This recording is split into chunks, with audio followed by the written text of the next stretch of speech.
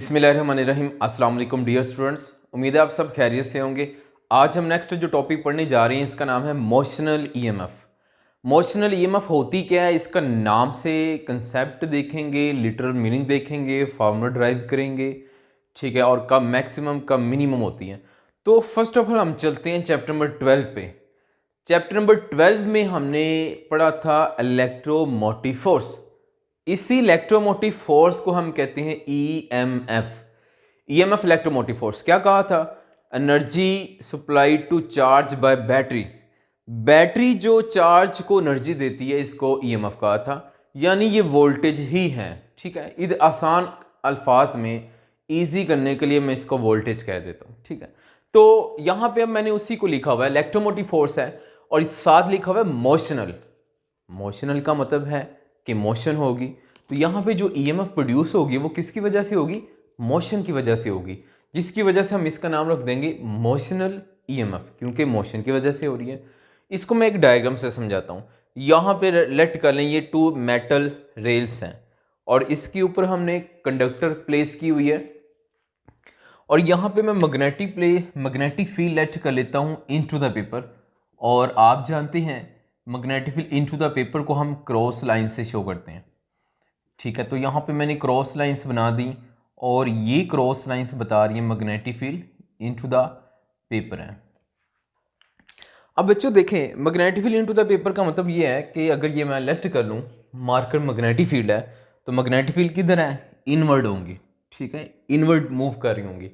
अब देखें, इस कंडक्टर को जब मैं मूव करूँगा इस मैग्नेटिक फील्ड में, राइट या लेफ्ट, मैं लेफ्ट करता हूँ, इस कंडक्टर को मैंने मूव किया राइट, तो वेलोसिटी इसकी होगी राइट। जब राइट इसको मूव करेंगे तो क्या होगा? इस कंडक्टर में मैग्नेटिक फील्ड चेंज होगी। अगर इस कंडक्टर में मैग्नेटिक फील्ड चेंज होती है, आपने पढ़ा हुआ है, 5 स्टेप्स आपको पढ़ाए थे, मूव करने से मैग्नेटिक फील्ड चेंज होगी। डेल्टा लगाया है, डेल्टा का मतलब चेंज है। मैग्नेटिक फील्ड चेंज होगी तो मैग्नेटिक फ्लक्स चेंज होगा और मैग्नेटिक फ्लक्स चेंज होने से ईएमएफ इंड्यूस हो जाती है, जनरेट हो जाती है। और ईएमएफ चूंकि वोल्टेज है तो ईएमएफ से क्या आ जाएगा? करंट आ जाएगा। तो यहाँ पे करंट जनरेट हो गया। करंट आएगा तो यहाँ पे गलवानोमीटर जो हमने साथ कनेक्ट किया हुआ है, ये गलवानोमीटर की नीडल मूव कर जाएगी।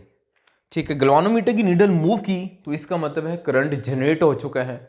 ठीक है बच्चों, तो यहाँ पे हमने देख लिया कि ईएमएफ आएगी, ईएमएफ से करंट जनरेट होगा, जो कि हमें पता चल रहा होगा गलवानोमीटर की डिफ्लेक्शन से।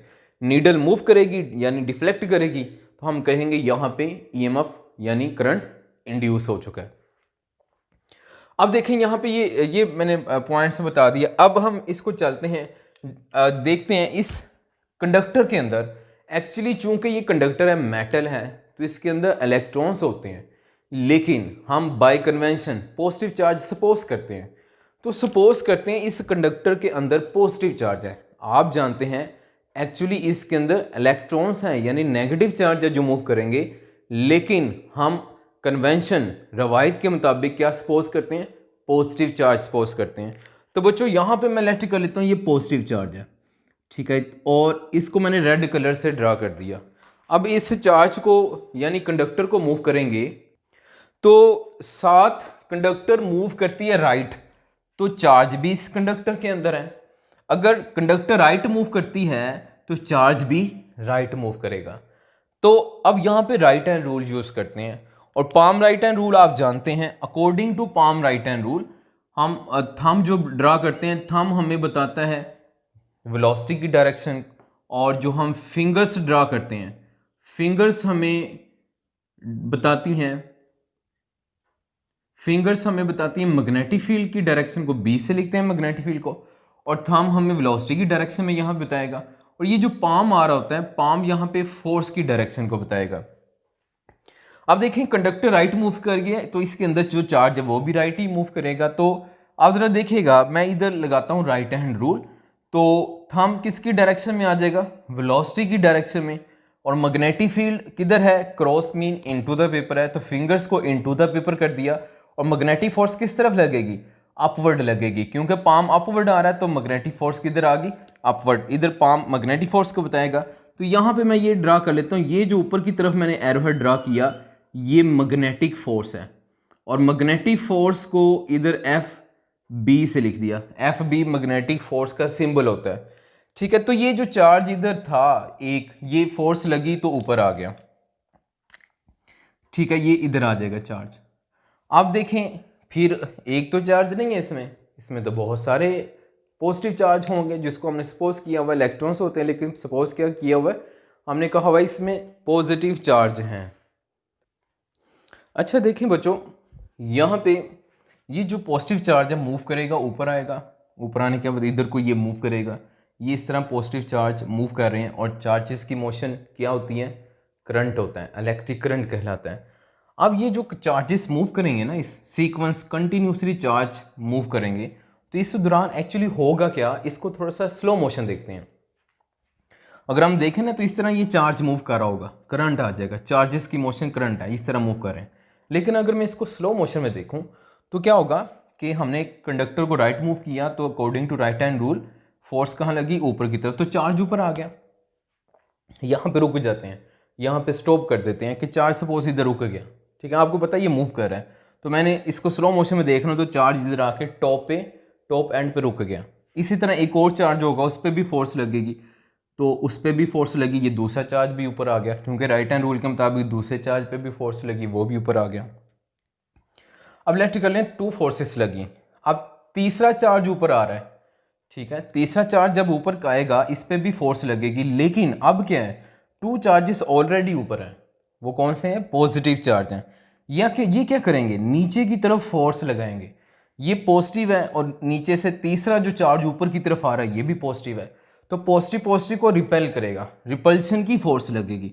अब इस रिपल्शन की फोर्स को इधर नाम देंगे इलेक्ट्रिक फोर्स, क्योंकि इलेक्ट्रिक फोर्स की वजह से, इलेक्ट्रिक चार्जेस की वजह से आ रही है, तो इसका नाम रख देंगे F E for electric force. तो इलेक्ट्रिक फोर्स देखें, ये पॉजिटिव चार्ज है ना, पॉजिटिव चार्ज की इलेक्ट्रिक फील्ड किधर होगी, आउटवर्ड, तो आउटवर्ड देखें तो इधर डाउनवर्ड होगी, ठीक है। तो इलेक्ट्रिक फील्ड की डायरेक्शन किधर आ रही है, इधर इलेक्ट्रिक फील्ड डाउनवर्ड आ रही है। तो आपको पता है इलेक्ट्रिक फोर्स का जो हम फॉर्मूला पढ़ते हैं, F E is equal to Q E. इस फार्मूले के मुताबिक देखें, जो डायरेक्शन इलेक्ट्रिक फील्ड की होगी वही डायरेक्शन इलेक्ट्रिक फोर्स की होगी।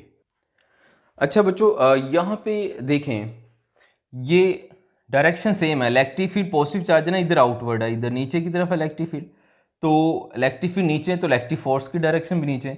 आप जरा गौर से देखें, यहाँ पे टू फोर्सेस लग रही हैं, ये तो चार्ज टू ऊपर है, ठीक है।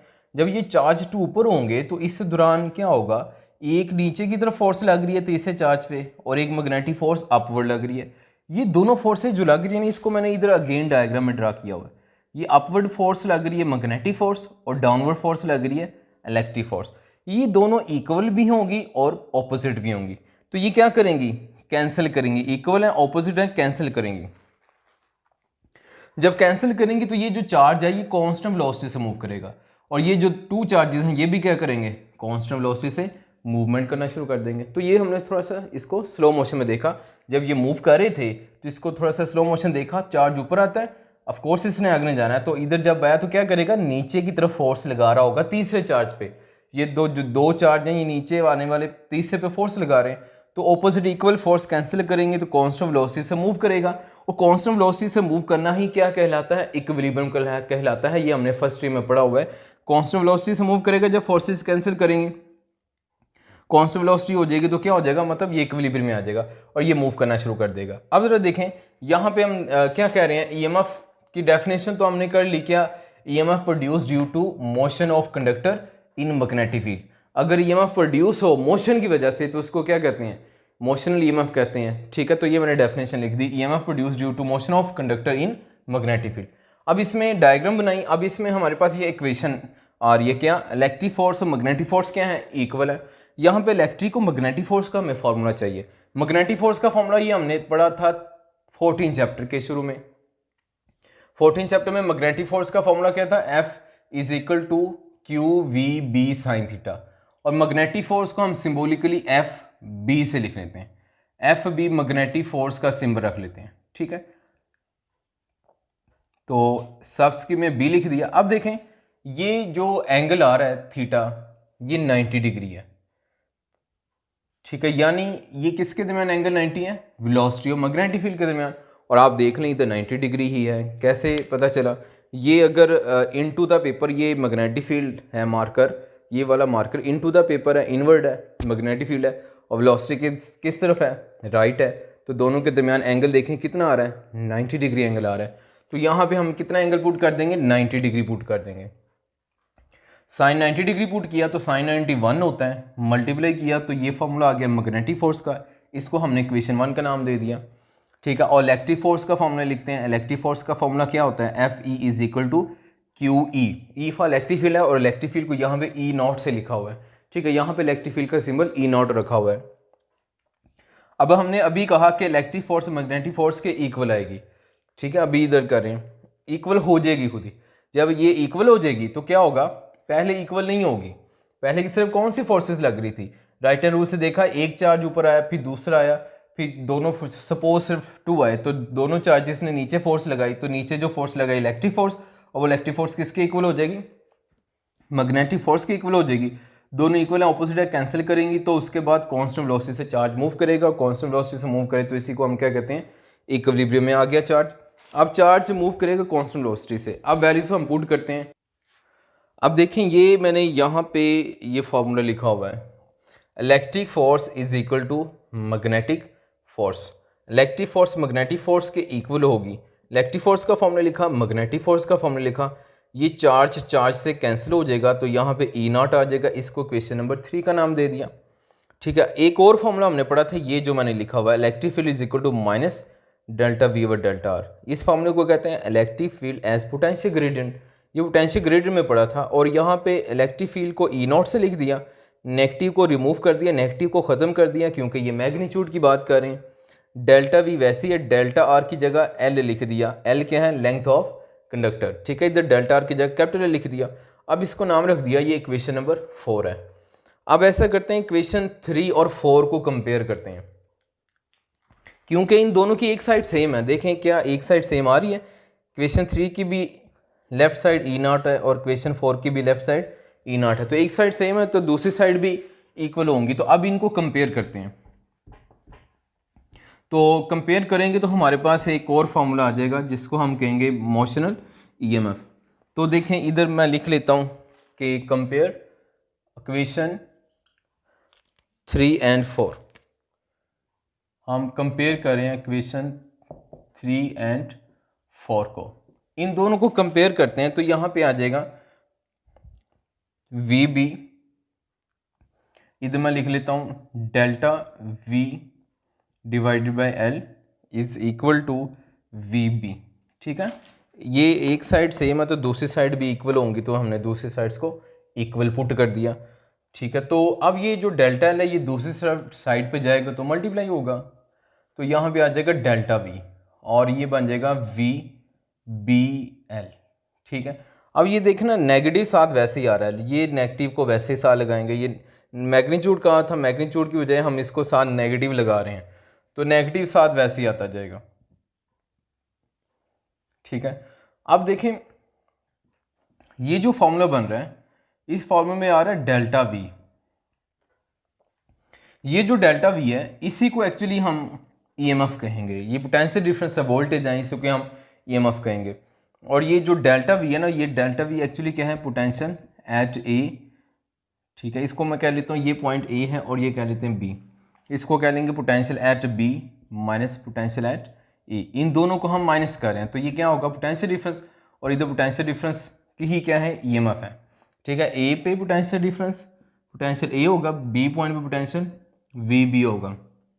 इन दोनों को माइनस कर रहे हैं तो क्या आ रहा है, डेल्टा वी आ रहा है, और डेल्टा वी इधर क्या है, ईएमएफ है। तो इधर ऐसा करते हैं, डेल्टा वी की जगह पे क्या लिख देते हैं, ईएमएफ लिख देते हैं ना, क्योंकि हमें पता है इधर delta we potential difference actually EMF है, तो इधर ईएमएफ लिख दिया, और दूसरी तरफ क्या आ जाएगा, माइनस वी बी एल। ये हमारे पास ईएमएफ का फॉर्मूला ड्राइव हो गया। ठीक है, इसको नाम देते हैं इक्वेशन 5। अब अगर मैं लेट कर लेता हूँ कि थीटा एंगल है, theta is angle between V and B, velocity और मैग्नेटिक फील्ड के दरमियान अगर थीटा एंगल है तो फिर हम यूँ लिख सकते हैं minus V B L sine theta, ये एंगल आ गया। अब देखें यहाँ पे हमने साइन थीटा ही क्यों लगाया, कॉस थीटा, टेन थीटा और क्यों नहीं, कुछ और क्यों नहीं लगा दिया? इसकी वजह यह है कि साइन 90 पे क्या वैल्यू होती है, मैक्सिमम होती है, और वो कितनी होती है वो आप जानते हैं, 1 होती है। 1 मैक्सिमम वैल्यू होती है साइन 90 पे, साइन की मैक्सिमम वैल्यू 1 होती है। और अगर इधर हम फोर्स की बात करें तो फोर्स भी क्या आ रही है, मैक्सिमम आ रही है। फोर्स 90 डिग्री पे इधर मैक्सिमम आ रही है, ठीक है। ये जो आपने ये जो फॉर्मूला बनाया ना, तो ये वेलोसिटी और मैग्नेटिक फील्ड के दरमियान एंगल 90 था, शुरू में हमने बात की थी। ये magnetic field into the paper और ये वेलोसिटी, तो 90 एंगल था, तो फोर्स मैक्सिमम आई थी, वो क्या था, VBN, ठीक है। माइनस का मतलब देखते हैं अभी माइनस क्या है। तो एंगल हमने इधर साइन थीटा लगाया। थीटा क्यों लगाया, क्योंकि साइन 90 मैक्सिमम वैल्यू देता है, ठीक है। साइन 90 पे मैक्सिमम वैल्यू देता है, हमारे पास इधर फोर्स भी 90 पे क्या आ रही है, मैक्सिमम आ रही है, तो इसलिए यहाँ पे साइन थीटा लगा दिया। अब जरा देखें माइनस आ रहा है, माइनस इधर ये बता रहा है कि EMF अपोज कर रही है किसको, स्पीड को, ठीक है। अपोज का मतलब ऑपोजिट है। ये आगे चल के ना हमने टॉपिक पढ़ना है लेंसिस लॉ, बेसिकली वो हमें इसकी डिटेल बताएगा। तो इधर शॉर्टकट मैंने बता दिया कि EMF ऑपोजिट होगी किसके, स्पीड के, मतलब EMF चाहेगी कि स्पीड ना हो, मोशन ना हो। हालांकि स्पीड की वजह से EMF आई, और EMF जब आएगी तो ये चाहेगी कि मोशन ना हो। डिटेल इसकी आगे देखेंगे, शॉर्टकट देख लिया। इधर टॉपिक में इसका मीनिंग भी नहीं लिखा हुआ, इसका मीनिंग आगे लेंसिस लॉ बताएगा, ठीक है। तो ये हमने फॉर्मूला ड्राइव कर लिया। अब थोड़ी सी बात कर लेते हैं इस डायग्राम पे। बच्चों मैं आपसे कह रहा था कि चार्ज क्या करेगा, ये इस तरह मूव करेगा और ये एंटी क्लॉकवाइज करंट आएगा। इधर नाम रख दिया A, B, और यहाँ पे C कह लेते हैं और ये D कह लेते हैं। ABCD anti clockwise current flow करना शुरू कर देगा।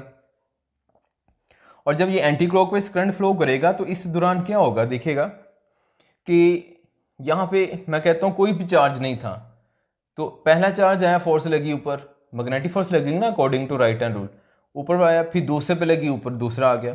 तो जब दो आए तो इन्होंने नीचे की तरफ फोर्स भी लगाई, जब नीचे लगी तो इलेक्ट्रिक फोर्स लगी, electric force magnetic force equal opposite equal हो जाएंगी। तो जब इक्वल हो जाएंगे कैंसिल करेंगे तो चार्ज कांस्टेंट वेलोसिटी से मूव करेगा, तो इक्विलिब्रियम आ जाएगा। इक्विलिब्रियम आ जाएगा तो ये चार्ज आगे चले जाएंगे, ये जो नीचे वाला तीसरा चार्ज है ये भी इधर आगे आ जाएगा। अब जरा देखेगा इधर जब ये आगे आ जाएगा ना, ये मैंने इधर डायग्राम ड्रा की हुई है, जब ये चार्जेस आगे चले जाएंगे ना, तो अब देखें पहले क्या था, चार्जेस ऑपोजिट फोर्सेस इक्वल थी, कैंसिल कर रहे थे। अब चार्जेस आगे चले जाएंगे, ये सारे चार्ज आगे चले जाएंगे, मैं कहता हूँ इधर कोई चार्ज नहीं रहा, तो इधर नीचे वाली इलेक्ट्रिक फोर्स खत्म हो जाएगी। क्यों बोला, क्योंकि इलेक्ट्रिक फोर्स आई किसकी वजह से रही थी, ऊपर वाले जो पॉजिटिव चार्ज थे, ऊपर वाले चार्जेस ही नहीं रहे, जब वो आगे मूव कर गए हैं तो नीचे वाली इलेक्ट्रिक फोर्स भी खत्म हो जाएगी, सिर्फ कौन सी फोर्स रह जाएगी, मैग्नेटिक फोर्स रह जाएगी, FM रह जाएगी। अब ये जो मैग्नेटिक फोर्स रह गई है, तो इस दौरान एक फोर्स रह गई, अब फोर्सेस कैंसिल नहीं होंगी, जब फोर्सेस कैंसिल नहीं होगी तो फिर इक्विलिब्रियम नहीं होगा, क्योंकि इक्विलिब्रियम कब होगा, जब यहाँ पे फोर्सेस इक्वल होती हैं, कैंसिल करती हैं, तो फिर कांस्टेंट वेलोसिटी आती है, उसको हमने इक्विलिब्रियम कहा था। अब फोर्स ही एक रह गई है, जब फोर्स एक रह जाएगी तो एक फोर्स की वजह से इक्विलिब्रियम क्या हो जाएगा, डिस्टर्ब हो जाएगा। फिर दोबारा ये चार्ज आके मूव करके इधर चल के फिर इधर आके फिर टॉप पे आ जाएंगे, फिर अगेन जब टॉप पे आ जाएंगे तो फिर इक्विलिब्रियम डेवलप हो जाएगा, क्योंकि ये ऊपर जो चार्जेस कलेक्ट होंगे ये नीचे की तरफ फोर्स लगाएंगे, इसका नाम रखेंगे इलेक्ट्रिक फोर्स। फिर चार्जेस इक्वल ऑपोजिट फोर्सेस हैं तो कैंसिल करेंगी, फोर्सेस कैंसिल करेंगी, कांस्टेंट वेलोसिटी आ जाएगी, कांस्टेंट वेलोसिटी आएगी तो क्या आ जाएगा, इक्विलिब्रियम आ जाएगा। इक्विलिब्रियम यहाँ पे क्या हो गया, डेवलप हो जाएगा। जब यहाँ पे इक्विलिब्रियम डेवलप हो गया तो फिर चार्जेस कांस्टेंट वेलोसिटी से मूव करेंगे, ये फिर चार्जेस आगे चले जाएंगे, जब चार्जेस आगे चले जाएंगे तो फिर ये ऊपर वाले चार्जेस रहे नहीं, तो नीचे वाली इलेक्ट्रिक फोर्स भी चार्जेस की वजह से नहीं रहेगी, तो एक ही फोर्स रहेगी, इक्विलिब्रियम अब क्या हो जाएगा, डिस्टर्ब हो जाएगा। देखें बच्चों मैंने आपको बताया था ये चार्जेस ऐसे सीक्वेंस कंटिन्यूसली मूव कर रहे होते हैं, जब ये कंटिन्यूसली मूव कर रहे होते हैं तो इस दौरान क्या होता है, कभी इक्विलिब्रियम डेवलप होता है और चार्जेस आगे मूव करते हैं, इक्विलिब्रियम डिस्टर्ब हो जाता है। तो करंट फ्लो करता जाता है तो इक्विलिब्रियम डेवलप होता है, इक्विलिब्रियम डिस्टर्ब होता रहता है, इस तरह करंट इसमें फ्लो करता जाता है। ये आपकी बुक के लास्ट पैराग्राफ में लिखी हुई हैं बातें, ठीक है। तो ये था आज का टॉपिक, ये लॉन्ग क्वेश्चन में आ सकता है, आपने इसको अच्छे से तैयार करना है, इस पर आप 3 स्टार लगा लें, 3 स्टार का मतलब है वेरी इंपॉर्टेंट लॉन्ग क्वेश्चन है, ठीक। स्टूडेंट्स यहाँ पे एक हम MCQs कर लेते हैं। ये हमारे पास फॉर्मूला है मोशनल ईएमएफ का minus VBL sine theta.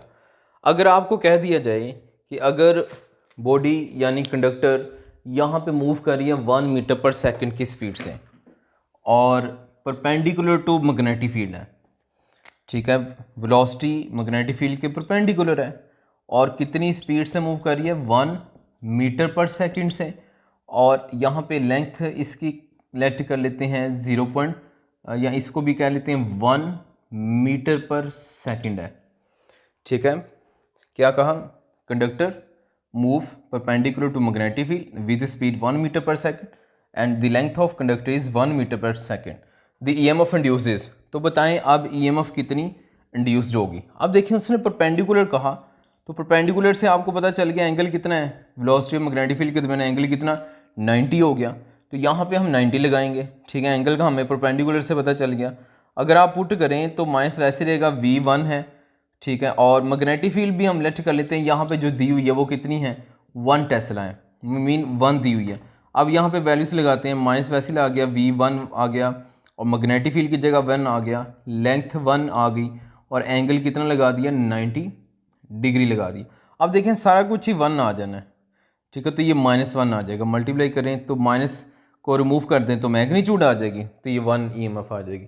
Negative just क्या बता रहा था कि नेगेटिव बता रहा था ईएमएफ स्पीड के यानी मोशन के ऑपोजिट अपोज करेगी, ठीक है। तो अगर नेगेटिव को यहाँ से हटा दें तो कि ये क्या हो जाएगी मैग्नीट्यूड हो जाएगी। तो आंसर क्या आ जाएगा मैग्नीट्यूड में 1 आंसर आ जाएगा। तो ये बच्चों हमने एक MCQs भी देख ली, ठीक है, ये आपको पेपर में आ सकती है, एंटी टेस्ट में आ सकती है, ठीक है।